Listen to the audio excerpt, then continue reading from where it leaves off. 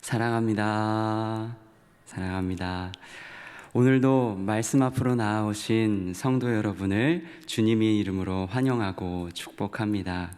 특별히 우리 성도 여러분의 오늘 하루가 하나님 나라, 그 나라를 누리는 그 은혜로 가득하기를 축복합니다. 하나님 나라를 누리기 위해서는 우리는 하나님 나라를 무엇보다 잘 알아야 할 것입니다. 그런 의미에서 오늘 말씀을 받기에 앞서 우리에게 이렇게 질문해 볼 수 있을 것 같습니다. 우리에게 하나님 나라는 무엇입니까? 또 우리에게 하나님 나라를 누린다는 것은 또 무엇입니까? 이 질문은 이렇게도 바꾸어 볼 수 있을 것 같습니다. 오늘 우리는 하나님 나라를 살고 있습니까? 또 하나님 나라를 어떻게 누리고 있습니까? 오늘 우리에게 주신 이 말씀은 특별히 예수님께서 직접 하나님 나라가 무엇인지에 대해서 설명해 주시고 계십니다. 무려 2번의 비유를 사용하시면서 하나님 나라가 무엇인지, 어떤 곳인지 우리에게 말씀해 주시는데요.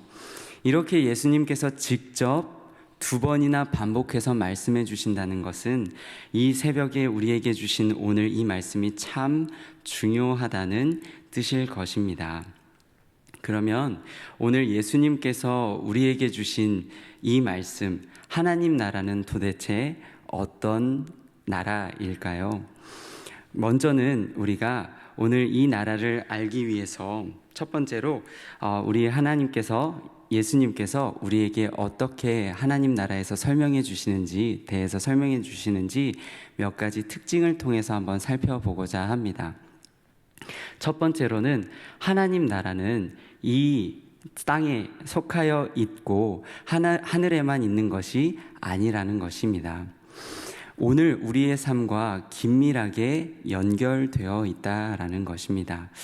오늘 예수님께서 2가지의 비유를 말씀하시면서 그 전에 오늘 우리가 읽은 말씀은 그러므로 라는 단어로 시작합니다. 이것은 오늘 우리에게 하나님 나라에서 설명해 주시는 이 말씀이 우리가 어제 받았던 말씀과 연결되어 있다라는 것을 나타내 주는데요. 그렇다면 어제 우리가 받았던 말씀, 어제 우리에게 들려주셨던 그 말씀의 내용이 무엇인지 한번 떠올려 보고자 합니다. 어제 우리가 본 그 말씀, 그 사건은 하늘에서 일어나는 신비롭고 또 그 신기로운 그런 일들이었습니까? 그렇지 않았습니다. 어제 우리가 말씀을 통해서 보았던 내용은 안식일에 유대인의 회당에서 일어났던 사건이었습니다. 예수님께서 오랫동안 병을 앓아왔던 그 여인을 고쳐주신 예수님께서 안식일에 이렇게 행할 수 없습니다 라고 화를 내며 이야기하는 회당장과 또 여러 사람들을 부끄럽게 했던 사건이었습니다. 또한 성경은 기록하고 있기를 그들이 부끄러움을 경험할 뿐만 아니라 예수님께서 하신 그 모든 영광스러운 일들로 기뻐했다라고 기록하고 있습니다. 그 사건이 있은 이후에 이어지는 오늘의 말씀, 그러므로 예수께서 이르시되.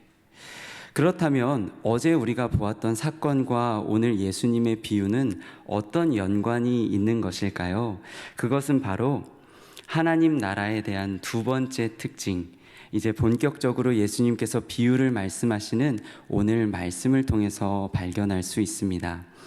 하나님 나라의 2번째 특징은 바로 때로는 우리의 눈에 볼품없어 보이는 것으로부터 시작하는 것이 하나님 나라라는 것입니다. 오늘 예수님께서는 비유를 통해 2가지를 우리에게 알려주십니다. 말씀해 주십니다. 바로 2가지 비유에 등장하는 것이 무엇입니까? 누룩과 겨자씨 한 알입니다. 사실 그것들은 그 자체로 봤을 때 참 볼품없어 보이기도 합니다. 너무나도 작기 때문이지요. 그런데 그 볼품없어 보이는 것이어서 때로는 우리가 또 이렇게 생각할 수도 있을 것 같습니다. 예수님께서 하나님의 나라를 마치 우리가 이 땅에서 경험할 수 없는 화려함과 거대함을 가진 마치 그런 궁궐과도 같으니라고 설명하시면 또 어땠을까 싶습니다. 그런데 오늘 예수님은 분명하게 말씀하시기를 하나님의 나라는 채소밭에 심긴 그 겨자씨 한 알과도 같고 또 섬 아래 가루를 전부 부풀리게 하는 누룩과도 같다라고 이야기하시는 것이지요. 그렇다면 예수님께서는 오늘 하나님의 나라를 왜 이렇게 설명하고 계신 것일까요? 그것은 오늘 우리를 하나님 나라의 상속자로 부르신 방법이 그러했고, 어제 우리가 보았듯이 여러 해 동안 고통받았던 그 여인을 아브라함의 딸이라고 부르신 방법이 그러했기 때문입니다. 오늘 우리가 예수님을 만나기 전엔 어떤 자들이었습니까? 사망에 매여서, 사탄에 매여서 우리가 하나님 나라에 합당하지 않은 그 볼품없는 모습으로 살아가던 것이 우리가 아니었습니까? 그러나 이 세상에서 가장 볼품없어 보이는 모습으로 우리를 대신해서 십자가에서 죽으신 그 사랑으로 오늘 우리는 하나님 나라의 상속자가 된 줄 믿습니다. 이것이 바로 하나님 나라의 신비입니다. 그렇다면 우리가 오늘 말씀의 제목처럼 하나님 나라의 신비를 누리는 방법, 오늘 이 땅에서도 우리가 하나님의 그 나라를 살아가는 방법은 무엇일까요?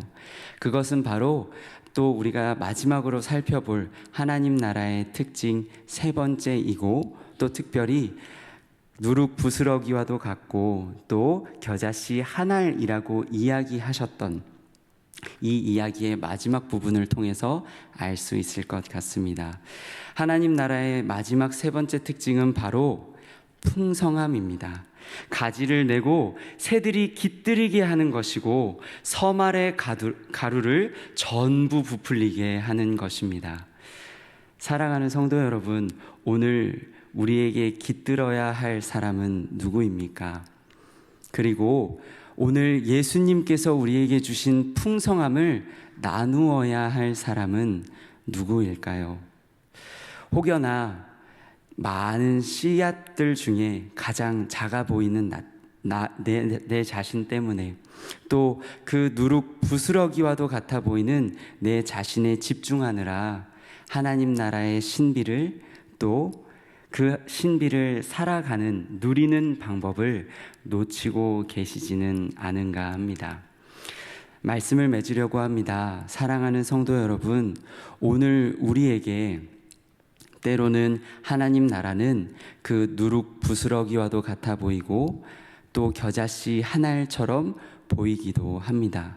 참 볼품없어 보이기도 하고, 때로는 참 볼품없어 보이고 또 멀어 보여서 그 하나님 나라에 대한 소망을 가지고 살아가는 우리의 삶이 아무 소망 없이 살아가는 것처럼 보일 때도 있으실 줄로 압니다. 하지만 그때마다 기억했으면 좋겠습니다.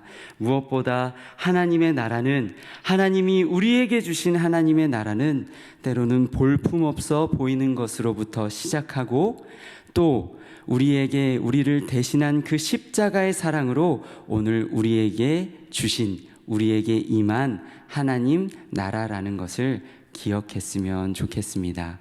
그래서 오늘 이 하루도 이 말씀 붙잡고 하나님 나라의 상속자답게